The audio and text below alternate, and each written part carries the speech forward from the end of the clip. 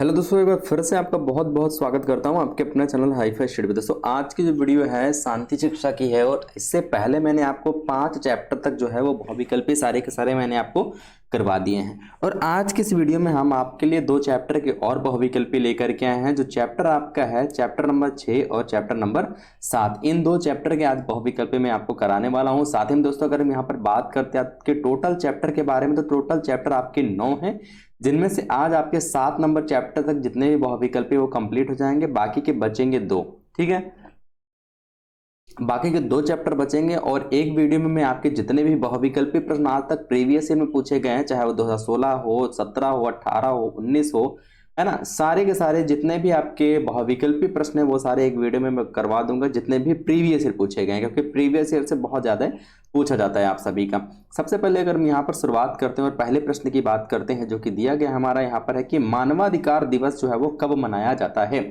जो मानवाधिकार दिवस है वो कब मनाया जाता है, तो आपको पता होना चाहिए 10 दिसंबर अभी आने वाला है, यानी मानवाधिकार दिवस जो है वो अभी आने वाला है 10 दिसंबर को, है ना। क्योंकि आपको पता है आपके जो एग्जाम्स हैं वो आ चुके हैं।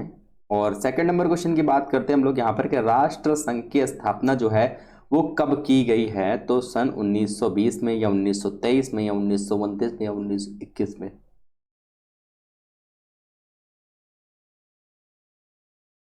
बिल्कुल, जितने भी साथी हमारे आंसर दे रहे हैं ऑप्शन नंबर ए, जितने भी साथी ऑप्शन नंबर ए के साइड जा रहे हैं उन सभी का करेक्ट आंसर हो जाएगा। नेक्स्ट क्वेश्चन की बात करते हैं, जो कि कहता है हमारा कि संयुक्त राष्ट्र संघ की स्थापना कब हुई थी। ये आपका क्वेश्चन दोस्तों 2018 में क्वेश्चन पूछा गया, बहुत इंपॉर्टेंट क्वेश्चन है ये, याद रखिएगा, बहुत इंपॉर्टेंट क्वेश्चन है आप सभी के लिए। क्वेश्चन क्या कह रहा है कि संयुक्त राष्ट्र संघ की स्थापना कब हुई है, तो 26 जनवरी 1945 को, 24 अक्टूबर 1945 को, 24 नवंबर 1945 को, या 26 दिसंबर 1945 को। तो राइट आंसर आपका ऑप्शन नंबर बी हो जाएगा। जी हाँ दोस्तों, राइट आंसर आपका ऑप्शन नंबर ही हो जाएगा, 24 अक्टूबर 1945 आपका राइट आंसर हो जाएगा। 1945 हमारा राइट आंसर हो जाएगा। ठीक है, 1945 हमारा राइट आंसर हो जाएगा। अगला क्वेश्चन हो जाएगा fourth number question. Fourth number question हमारा क्या कहता है दोस्तों, यहाँ पर क्वेश्चन कहता है हमारा कि 10 दिसंबर 1948 को जारी मानवाधिकार घोषणा पत्र के अधिकारों को कितने श्रेणियों में विभाजित किया जाता है। 3 श्रेणियों में, 7 श्रेणियों में, 4 श्रेणियों में, या फिर 2 श्रेणियों में। तो आपको पता होगा कितने श्रेणियों में विभाजित किया जाता है, तो दोस्तों वो हो जाएगा आपका ऑप्शन नंबर ए हो जाएगा। कितने श्रेणियों में, तो भैया 3 श्रेणियों में जो है वो विभाजित किया जाता है। अगला क्वेश्चन आपका हो जाएगा, यहाँ पर थोड़ा सा आपको साइड में नहीं दिख रहा होगा, मैं आपको बता दूंगा। साइमन कमीशन की रिपोर्ट के अनुसार यहाँ व्यवहार में लाई जाने वाली भाषाओं की, आगे की लिखा, ठीक है, भाषाओं की संख्या जो है वो लगभग कितनी है ना, उनकी संख्या लगभग जो है वो कितनी है, तो ये चीज आपको बताना है, उनकी संख्या जो है वो कितनी है। तो उनकी संख्या की अगर हम यहाँ पर बात करते हैं तो उनकी संख्या जो है वो 222 भाषाओं में की गई थी। कितनी भाषाओं में, 222 भाषाओं में। जी हाँ, अगला हो जाएगा हमारा 6 नंबर क्वेश्चन की वैश्वीकरण शब्द का प्रयोग सर्वप्रथम किसने किया था। तो वैश्वीकरण जो है,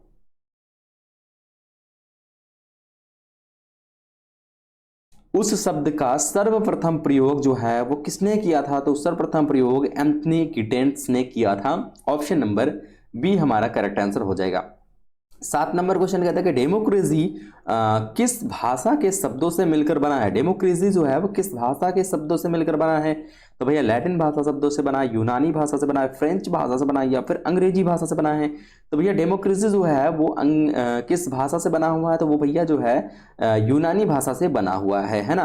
किस भाषा से मिलकर बना हुआ है, तो यूनानी भाषा से मिलकर बना हुआ है। नेक्स्ट क्वेश्चन की बात करते हैं हम लोग, जो कि हमारा बहुत इंपॉर्टेंट क्वेश्चन है कि वर्तमान में भारत के संविधान द्वारा कितनी भाषाओं को मान्यता प्रदान की गई है।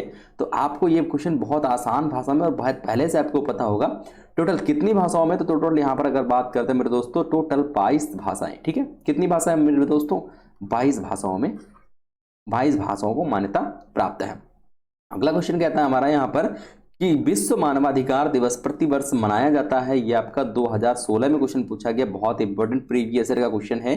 तो यहाँ पर 10 दिसंबर, 10 अक्टूबर, या फिर आपका 24 अक्टूबर या 5 सितंबर, तो अभी आपको पता है ना, अभी बताया गया 10 दिसंबर को। ठीक है, अगला हो जाएगा लोकतंत्र की मूलभूत सिद्धांत नहीं है। 2016 में क्वेश्चन पूछा गया है, विशेषाधिकार, स्वतंत्रता, समानता या बंधुत्व।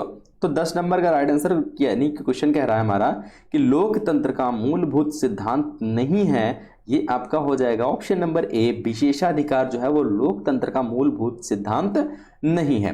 नेक्स्ट क्वेश्चन आपका बहुत इंपॉर्टेंट है दोस्तों, कहता है यहाँ पर कि संयुक्त राष्ट्र संघ के जनरल असेंबली द्वारा किस दशक को विश्व के बच्चों के लिए शांति एवं अहिंसा की संस्कृति के अंतरराष्ट्रीय दशक घोषित किया गया है? 2016। बहुत इंपॉर्टेंट क्वेश्चन है दोस्तों, है ना। तो इसको कब दशक घोषित किया गया है? 1981 से 1990 को, 1991 या 2000 या 2001 से 2010 या फिर 2011 से 2020। तो इसको जो घोषित किया गया है वो 2001 से लेकर के और 2010। ओके, 2010। अगला क्वेश्चन यहां पर हो जाएगा 12 नंबर की, लोकतंत्र शासन वह प्रणाली है जिसमें जनता का शासन जनता द्वारा और जनता के लिए होता है, यह कथन किसका है? 2018 में क्वेश्चन पूछा गया है, बहुत इंपॉर्टेंट ये पे क्वेश्चन है। क्या हो जाएगा मेरे दोस्तों? यहाँ पर देखिए ऑप्शन जो है आपके थोड़े से यहाँ पर एक ऑप्शन आपको एक्स्ट्रा देखने को मिल रहा होगा, है ना। ऑप्शन एक एक्स्ट्रा देखने को मिल रहा होगा, रूशो, और यहाँ पर थोड़ा सा ABCDE होता, अब्राहम लिंकन, महात्मा गांधी, या आपका 106 सिद्धांत जो है ये आपका थोड़ा सा अलग का पेस्ट हो गया है फिलहाल के लिए। 106 सिद्धांत वाला जो है ना, 106 सिद्धांत वाला ये आपका अलग का पेस्ट हो गया है। चलिए कोई बात नहीं है। ये कथन जनता के लिए होता है, ये कथन किसने कहा था? ये कथन किसका है ना? रूशो का है, अब्राहम लिंकन का, महात्मा गांधी, या कार्ल मार्क्स का है? बिल्कुल, जितने भी साथी हमारे दे रहे हैं अब्राहम लिंकन, उन सभी का करेक्ट आंसर हो जाएगा, है ना। नेक्स्ट क्वेश्चन नहीं, हम लोग यहाँ पर नेक्स्ट चैप्टर देखने वाले हैं और हमारा चैप्टर है आज का चैप्टर नंबर 7। चैप्टर नंबर 7 क्या है? सतत विकास एवं पर्यावरण। सतत विकास एवं पर्यावरण ये हमारा चैप्टर नंबर 7 है और इसमें भी जितने भी प्रश्न बनने वाले वो हम सारे देखने वाले हैं। चैप्टर नंबर 6 के हमारे जितने प्रश्न बन रहे थे वो मैंने करा दिए हैं, बाकी जितने भी बुकें हैं उन सभी के क्वेश्चन आपके करा दिए जाएंगे। 2002 में विश्व सतत विकास शिखर सम्मेलन जो हुआ था वो कहाँ पर आयोजित किया गया था? जोहान्सबर्ग में, कीनिया में, ब्राजील में, स्टॉकहोम। बिल्कुल, सतत विकास एवं पर्यावरण की बात की गई है यहाँ पर, तो यहाँ पर राइट आंसर हमारा हो जाएगा जोहान्सबर्ग, है ना। अगला हमारा हो जाएगा यहाँ पर सेकंड नंबर क्वेश्चन, कहता है यहाँ पर कि स्टॉकहोम सम्मेलन में मानव पर्यावरण की रक्षा के लिए कितने सिद्धांत बताए गए हैं? तो कितने सिद्धांत बताए गए हैं? 16 सिद्धांत, 26 सिद्धांत, 106 या फिर आपका 20। तो 106 वाला सिद्धांत जो है यहीं पर जो एक पेस्ट हो गया था ना, 106 सिद्धांत, यही का 106 सिद्धांत पेस्ट हो गया था। बात करते हैं हम लोग यहाँ पर मेरे दोस्तों स्टॉकहोम सम्मेलन का में मानव पर्यावरण की रक्षा के लिए कितने सिद्धांत बताए गए हैं? तो टोटल इनके जो हैं वो 26 सिद्धांत बताए गए हैं। कितने सिद्धांत? 26 सिद्धांत जो हैं, यानी 26 सिद्धांत बताए गए हैं। सतत विकास का आयाम है, सतत विकास के आयाम हैं आर्थिक आयाम, सामाजिक आयाम, पर्यावरणीय आयाम, या फिर ये सभी। देखिए सतत विकास के आयाम, एक तो आपका आर्थिक आयाम भी होता है, दूसरा आपका सामाजिक आयाम भी होता है, तीसरा आपका पर्यावरणीय आयाम भी होता है। इस वजह से राइट आंसर आपका क्या हो जाएगा? इस वजह से राइट आंसर आपका ऑप्शन नंबर डी हो जाएगा हमारा राइट आंसर, ठीक है। ऑप्शन नंबर डी हो जाएगा हमारा करेक्ट आंसर। अगला क्वेश्चन कहता है यहाँ पर कि UNFCCC के तीसरे सम्मेलन, यानी यूनिफेप करके नहीं,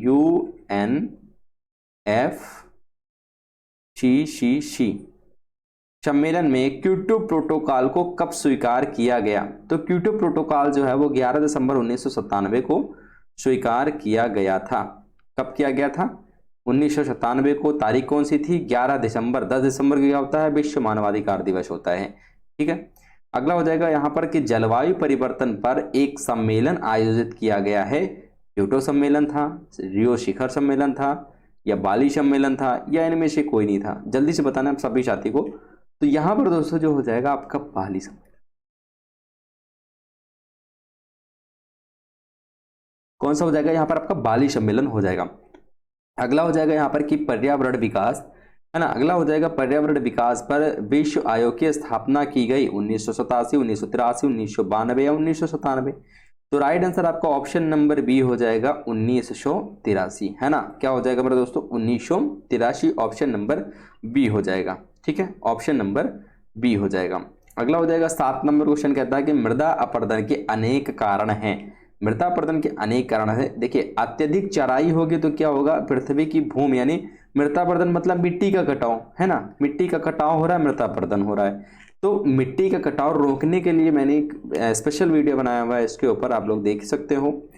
इसमें क्या है, मृदा अपरदन के अनेक कारण हो सकते हैं, यानी मिट्टी की कटाई के अनेक कारण हो सकते हैं। सबसे पहला कारण ये भी हो सकता है कि अत्यधिक चराई, अगर घास है पृथ्वी के ऊपर, अगर उसकी ज़्यादा चराई करा देंगे तो मिट्टी खुल जाएगी और बारिश में क्या होगी, मिट्टी बह जाएगी। दूसरा, वनों की कटाई, अगर वनों की हम कटाई करेंगे तो फिर हमारी मिट्टी बहुत ज़्यादा उसका मृदा अपरदन होता है। क्यों, क्योंकि वृक्ष खत्म होंगे तो क्या होगा, वृक्ष खत्म हो गए, जंगल खत्म होंगे तो क्या होगा, मिट्टी वहाँ की साफ हो जाएगी, कटेगी, इधर उधर बहेगी।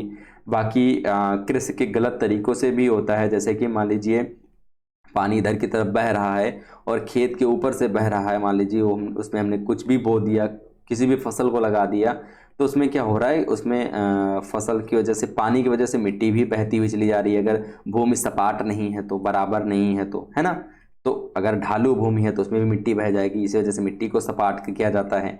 तो यानी कि अगर हम ओवरऑल बात करते हैं, ऑल ओवर बात करते हैं, अगर हम यहाँ पर